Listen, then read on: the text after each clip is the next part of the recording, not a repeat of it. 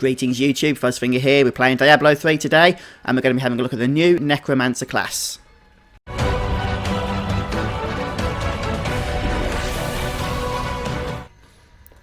Okay folks, let's get on with it then. So if you enjoy this episode, don't forget to hit the like button for me. Let me know in the comment section. I've been playing the Necromancer for about 45 minutes to an hour now, and I've just leveled it to level 61. I thought we could have a look at it together from this point on. The build I'm using is a pretty decent levelling build, so if you're also levelling up the Necromancer, then you might want to have a look at this, because I found this on Icy Veins, and it's a great build actually. I was really enjoying using Corpse Explosion. There was something really satisfying with that ability. But I've replaced it now with Devouring Aura, which is a permanent aura that consumes corpses as you walk through them to keep your essence restored. And that's actually super important, because essence is going to be the main form of our damage through Skeletal Mage, which does more damage the more essence you have when you cast it, and it consumes all your essence each time. Lasts about 7 seconds. So let's go and see how we get on here, and perhaps give the Siege Breaker Assault Beast a go. Ah, Pool of Reflection, nice. I'm also using this for my movement ability, which is called Blood Rush. It does cost health to use, but look how fast you get your essence back when you kill things. And you also get essence from the Bone Spikes ability. So this curse I'm using as well is pretty awesome. It's called Frailty, and it just one-shots any enemy that falls below 15% life. Now the good thing with these skeletal mages is you can literally just spam them, even though they cost a full set of essence to use. When you're filling your essence bar up so quickly, you can just keep hitting them, spawning them over and over again. And they all stack as well. There's no limit. I don't think there's a limit to how many you can have up at any one time. At least not outside of your ability to regenerate essence. These other skeletons are just our standard skeletons that we've been summoning with the Command Skeletons ability, and they are summoned passively, so we haven't got to actually press a button to do that. We can press a button for that ability if we want to, and that forces those skeletons to attack a target that we choose, at which point they'll also do more damage to that target. So let's just check out this ring item we nabbed here. And we start at level 61, we're getting close to level 63 already. It's a pretty good ring. Justice Lantern. I'll do the quest here, since we'll hopefully get a bit of experience out of it. I'm just trying to power level more than anything, hence the reason why we've got 234,000 damage on our sheet. Which, let's be honest, isn't too shabby for a level 62 character.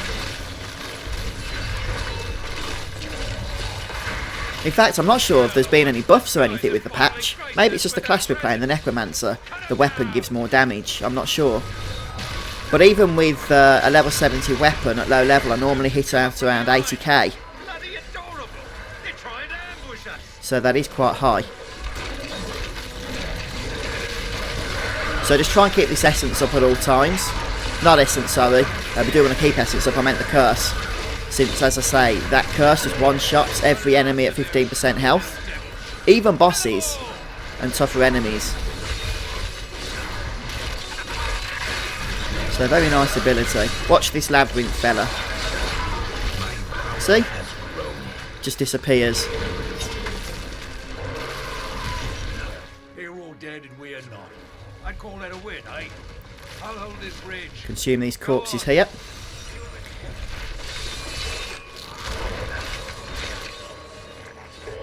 And we'll try and get into a more dense area of enemies here so that we can make use of our mage. Oh, there was only one there, I thought there'd be a few more. So you do have to time it a little bit carefully, because otherwise you won't have the corpses to regen your essence. Although, saying that, look how fast it goes up even without corpses. That needs to recharge. You can actually recast the Skeletal Mage, even if you don't have full essence. But you won't want to do that in most cases, since they'll do less damage then. And we really want to maximise that damage output. That needs to recharge. Essence is too low. But I'm going to show you as well that even though you think this ability to summon the Skeletal Mage is dependent on AoE targets, and it is to some degree, it also works well on bosses. Give it more time. And as soon as we get to the Siege Breaker, we'll see just how that works. So what my plan is to level to 70, and then we can start gearing up. I know that sounds obvious, but the game really begins at level 70, in my opinion. I've leveled so many characters now to the cap that it almost becomes a chore going through the levelling experience at this point. But I'm very thankful that we have all these options to boost our ults and what have you, so that we can level them more quickly. 1 to 60 just flew by, and now 60 to 70 is going pretty fast as well.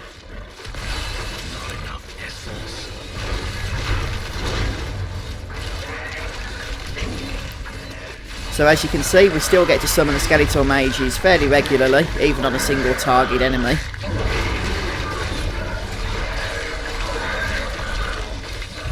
And it looks like he's going down now. There we go, that's the Siege Breaker defeated on Torment 2 difficulty.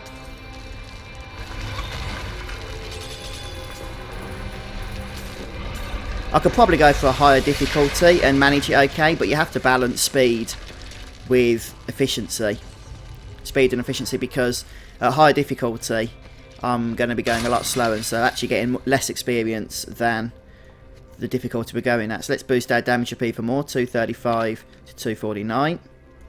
And our toughness. And pretty much just everything else.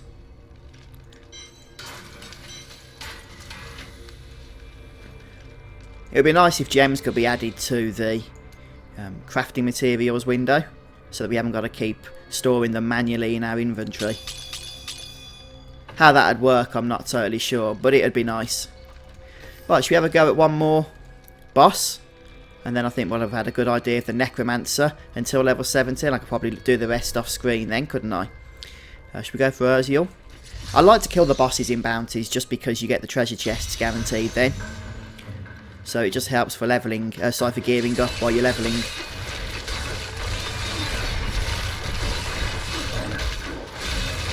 But Urziel can be a bit of a trickier boss in my opinion. One of the hardest bosses outside of Malthael. As part of the main map anyhow. That needs to recharge. So what do you guys think about challenge rifts anyway? I did show those off in the last video. I actually really like the idea. I don't think what I'm a big fan of though is that you can only collect the reward once a week. I was really hoping there'd be a way of replacing bounties, or at least giving more choice in collecting crafting materials. But it looks like that's not going to be the case, because you can only get 8 of each crafting material per week from doing the challenge rifts. I mean, I was thinking one way they could get around that was if they allowed it so that you'd get the reward every time you beat your own time. So you don't have to get the reward just for beating the player's time each run. But then I guess people would purposefully, once they've summoned the Rift Guardian, just wait around to the last moment so that they knew they'd have a chance of beating their own score on the next run. I suppose it all makes sense. They don't want you getting the crafting materials too quickly.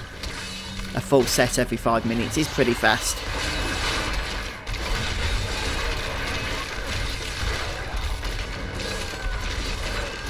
Although in saying that, you can actually, with a group of 4 people, do split bounties in a really quick amount of time if you've got a good group.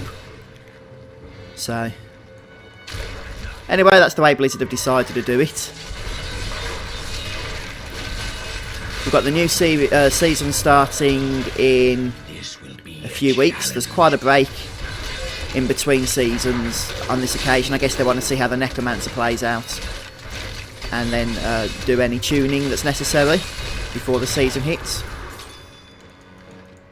But I probably will still be rolling a Necromancer again in the season. Soon demon spawn like you will be gone forever. So just spam that Bone Spikes ability and keep the curse active. Keep the command skeletons on as well. That's something I need to try and get in the habit of doing more often. I've also got a rune active on Command Skeleton that allows us to frenzy our skeletons when we do command them.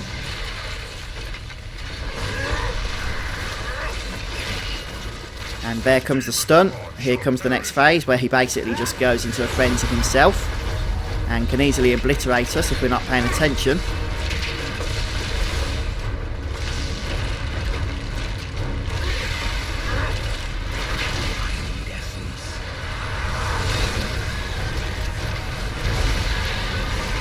Keep that Command Skeletons active because it does seem to do a lot of damage.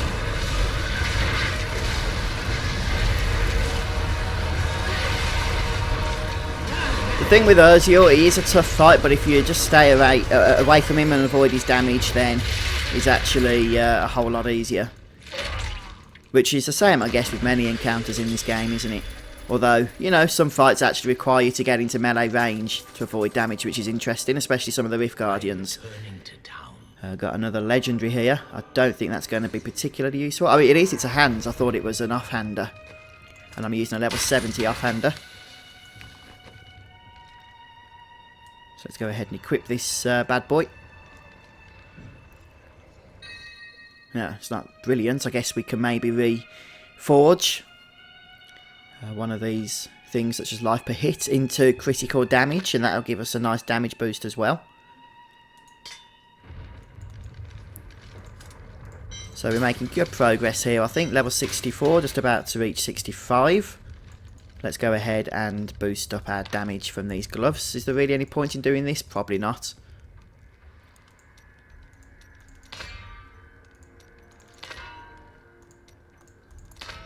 I'm not going to spend a whole lot of resources on trying to do this. In fact, Vitality is probably a good stat anyhow, as we get into the latter part of levelling here and the damage starts coming in thick and fast. But I think I've killed all the bosses now in this map, so we'd have to restart the game in order to do so. Again, let's just go for one more bounty though, shall we?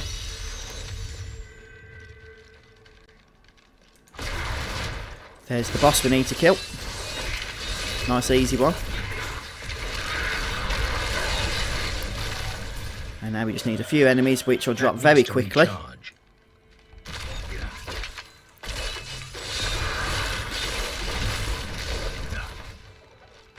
Grab the lore books, the experience never hurts. Is the most elusive of the 7 evils and is a master of deceit. It is said that he manipulates. So I'll probably find Torment 2 starts to get a little bit on the trickier side as we start to level up to 70 here. And the OP-ness of using level 70 items begins to balance out. But at the moment we still seem to be going okay, don't we? I say at the moment. These enemies are, you know, lasting a little bit longer than they should be.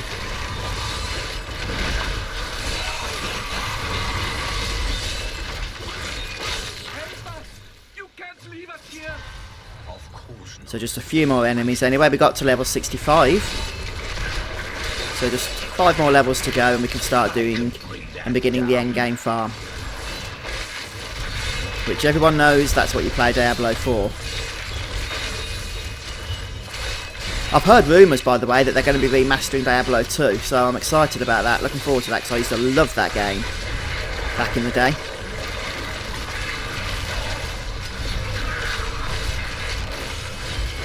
In fact, one of the reasons why I was excited to try out the Necromancer is because it was one of my favourite classes in Diablo 2, and I was very excited to hear about them bringing it back.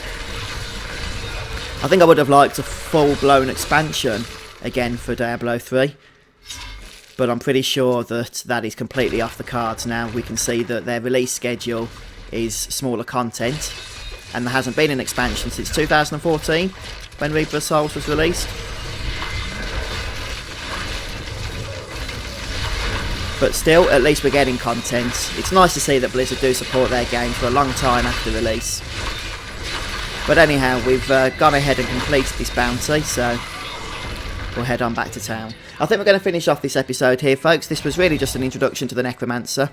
I know we only got to see a few skills, but this is probably the best levelling build according to Icy Veins. I should have checked if those were upgrades, not to worry. But there we have it. So thanks for joining me, and I'll see you at level 70. So do come back and join me for that soon. Take care, guys. Bye for now.